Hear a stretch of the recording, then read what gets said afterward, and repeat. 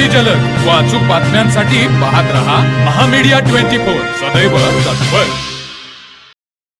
जिल्हा परिषदच्या माध्यमातून प्राथमिक शाळांना भौतिक सुविधा पुरवून जिल्हा परिषद शाळांचा सर्वांगीण विकास करण्यासाठी कटिबद्ध आहे। जिल्हा परिषदेकडून गुणवत्तापूर्ण शिक्षणासाठी सर्वोतपरी सहकार्य करण्यात येईल असे प्रतिपादन नूतन जिल्हा परिषद सदस्य अतिश शिंगे यांनी केले। हेरले येथे केंद्राच्या वतीने आयोजित सत्कार कार्यक्रमामध्ये ते बोलत होते।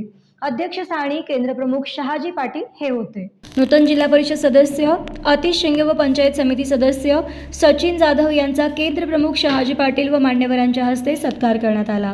नूतन पंचायत समिती सदस्य सचिन जाधव म्हणाले, सर्वसामान्य गोरगरीब जनतेसाठी प्राथमिक शाळा टिकल्या पाहिजेत, यासाठी मतदारसंघातील शाळांना सहकार्य करण्यात येईल।